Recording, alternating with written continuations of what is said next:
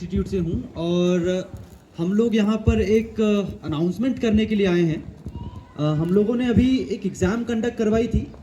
पहले ये एग्ज़ाम आपके स्कूल लेवल पर हुई थी, है ना, बट अभी हम लोगों ने एक सेकंड फेज करवाया उस एग्ज़ाम का, और उसके पीछे हमारा जो ऑब्जेक्टिव था वो ये था कि हम इस पूरे गोंदिया डिस्ट्रिक्ट से 3 बच्चों को JEE या नीट की प्रिपरेशन फ्री ऑफ कॉस्ट करवाना चाह रहे थे। और इस कॉज को लेकर के हमने एक एग्ज़ाम कंडक्ट की। उसमें आपके यहाँ से जो एक बच्ची है जिसका नाम है खुशी पाठेकर, इसको सेकंड रैंक मिली है डिस्ट्रिक्ट में। अगर वो बच्ची यहाँ पर है तो प्लीज़ सामने आ जाए और तालियां बजाए बेटा, बहुत बड़ा अचीवमेंट है ये। बेटा जो खुशी है इसको हम लोग 100% स्कॉलरशिप प्रोवाइड कर रहे हैं for JEE and NEET preparation. मतलब इसकी तैयारी करने के लिए बिल्कुल भी पे करने की रिक्वायरमेंट नहीं है। अब जिस चीज़ की रिक्वायरमेंट है वो है इसका हार्ड वर्क, जो ये ऑलरेडी प्रूव कर चुकी है कि ये करने को तैयार है ना। हमारे यहाँ इस एग्ज़ाम में अराउंड 400 स्टूडेंट पार्टिसिपेट किए थे गोंदिया डिस्ट्रिक्ट से। इवन गोंदिया से बाहर के भी थे। हम लोगों ने अराउंड 120 स्कूल्स कवर किए थे और बहुत दूर से भी लोग इस एग्ज़ाम को देने के लिए आए थे। उन 400 में से ये बच्ची सेकंड रैंक होल्डर है। तो हम इस चीज़ की एश्योरिटी रखते हैं कि आने वाले समय में अगर ये बच्ची IIT में जाना चाह रही है तो हम उसको वहाँ तक पहुँचाएंगे। अगर ये मेडिकल फील्ड में जाना चाह रही है तो हम अब मेडिकल के सेगमेंट में GMC की बात नहीं कर रहे हैं। इसके लिए हम चाहते हैं कि भी एम्स की तरफ जाए, है ना। बच्चों के लिए अगर कोई मेडिकल फील्ड में जाना चाह रहा है, MBBS करना चाह रहा है, तो उसके लिए रहता है कि बस नीट निकल जाए। पर हम बोलते हैं जब नीट निकले तो ऐसा निकले कि फिर मज़ा आ जाए, है ना।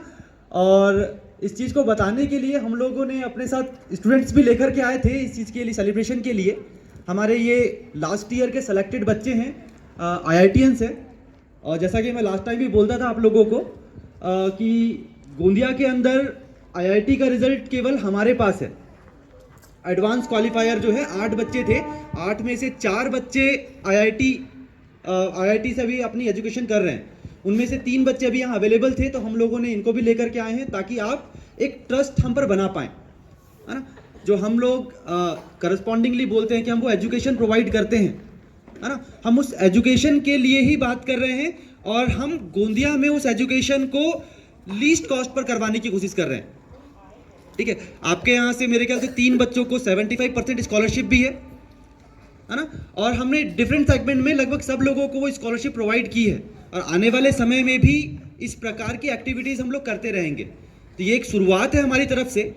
जैसा 100% का स्कॉलरशिप इस बच्ची को मिला है, आने वाले समय में आज जो 9th के बच्चे हैं जो भविष्य में आकर के अपने लिए कुछ एम डिसाइड कर रहे हैं, प्लीज़ वो भी अपनी स्टडी में कंटिन्यू रखें, अच्छा एम बनाएं, अच्छा फोकस करें, अच्छी मेहनत करें। अगर आप पढ़ना चाहते हैं तो सरकारें पढ़ाती है और अब हम भी पढ़ाने वाले हैं, है ना। जैसा आप चाहें वैसा आप पा सकते हैं। ठीक है, तो बेटा पहले फैसिलिटेट कर देते हैं बच्ची को हम लोग एक सर्टिफिकेट।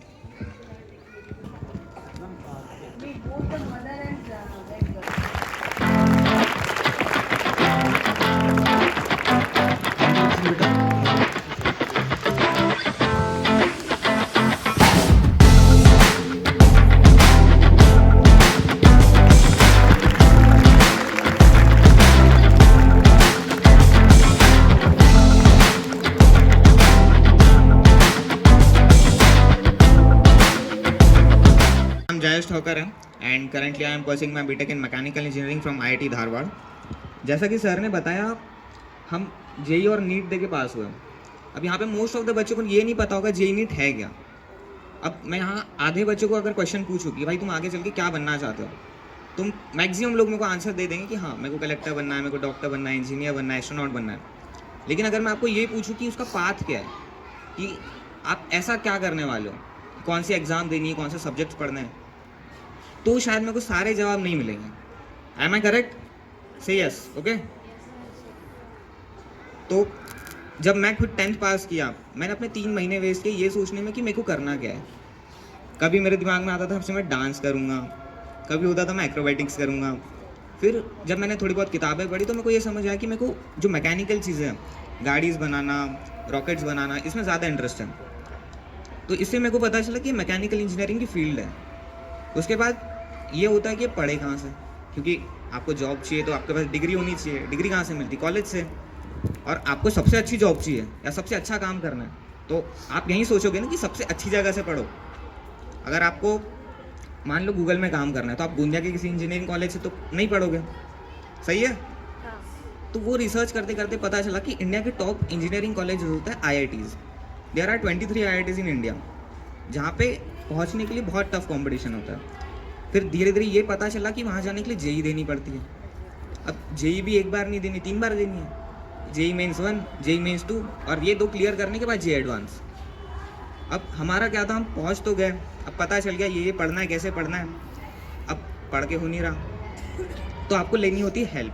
अब आप अगर पढ़ रहे हो तो आप यही मानोगे ना कि मेरे को सबसे अच्छा टीचर पढ़ा है। हमेशा ये सबको कॉन्फिडेंस आता है, अगर मैं अच्छे टीचर से पढ़ रहा हूँ तो मेरे को अच्छे मार्क्स आएंगे। आपको भी आता होगा, है ना? तो सेम हमें भी था। हमने सिद्धिविनायक ज्वाइन किया, उसके बाद प्रिपरेशन की 2 साल, फिर जेई मेंस 1 दिया। और जेई मेंस 1 में मेरे 93 परसेंटाइल थे 100 में से। और यहाँ पे 93 परसेंटाइल कोई बहुत अच्छा नहीं माना जाता, इवन 98, 99 भी अच्छा नहीं माना जाता, क्योंकि अराउंड 12.5 लाख बच्चे एग्ज़ाम देते हैं ऑल ओवर इंडिया।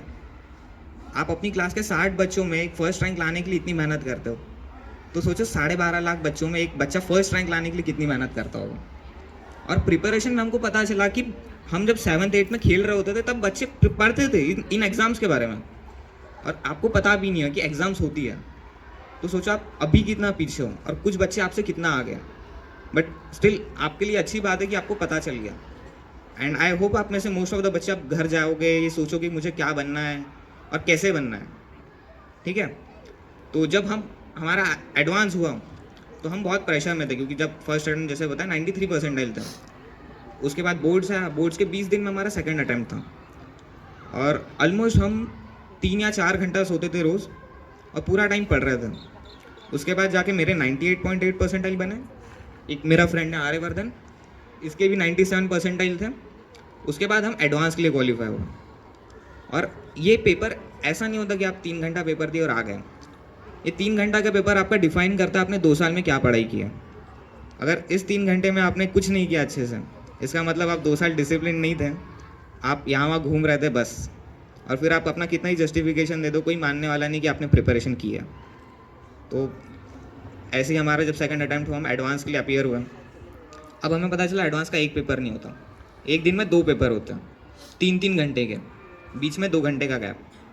तो ऑलमोस्ट अगर आप पेपर देने जाओगे तो ऐसा होता है कि आप सुबह 7 बजे जाते हो और शाम के 6-7 बजे फ्री होते हो। इतना लंबा शायद आपने अभी तक कोई एग्ज़ाम नहीं देखा होगा ना, बट आगे चलोगे तो देखोगे, ठीक है? उस फिर हमने क्लियर किया। अब अपने पसंद की IIT नहीं मिली, जैसे आपने सुना होगा IIT बॉम्बे से, IIT खड़गपुर। सो हमने ऑप्ट किया कि एक नया IIT चूज़ करते हैं। हम वहाँ गए, हमने देखा और लिटरली हमने 2 साल में जितनी मेहनत की थी ना वो सारी वर्थ इट थी। हमने 2 साल में जितनी चीज़ें नहीं की वो सारी वहाँ की। हमको रात भर जाग के घूमने नहीं मिलता था, खेलने नहीं मिलता था। आप किसी भी IIT चले जाओ, रात में कोई नहीं सोता। रात में हम 1 बजे टेबल टेनिस खेलना स्टार्ट करते, 5 बजे तक खेलते हैं। आपको जो पसंद का खाना चाहिए आपको खाली बताना है मेस में मेरे को ये खाना है, आपको मिलेगा। आपको इंडिया के बेस्ट टीचर्स पढ़ाएंगे। और नॉर्मल कॉलेजेस में आपको पता है, आपने मोस्ट ऑफ द लोगों ने सुना होगा कि केमिस्ट्री लैब में एक्सपेरिमेंट्स करवाते हैं, ये वो। Most of the private colleges में नहीं कराया जाता, और हमें इतने ज़्यादा कराए जाते हैं कि हम लॉसेस भी बहुत करते हैं वहाँ पे। कभी PC टूट जाएगा, कभी नाइट्रिक एसिड गिर गया, भाप उड़ रही है। सोचो क्या एटमॉस्फेयर होगा वहाँ का। और आप इंडिया के टॉप 1% बच्चों के साथ रहोगे वहाँ पे। सोच रहे हो मतलब इंडिया में कितने बच्चे हो गए, उसमें से अराउंड 12.5 लाख अपीयर हुए, और उसके टॉप 1% के साथ आप वहाँ पे हो, और आपको इंडिया की सारी बेस्ट फैसिलिटीज़ मिलेगी। सो आई होप अब आप ट्राई करोगे और आप सोचना स्टार्ट करोगे इसके बारे में। Thank you.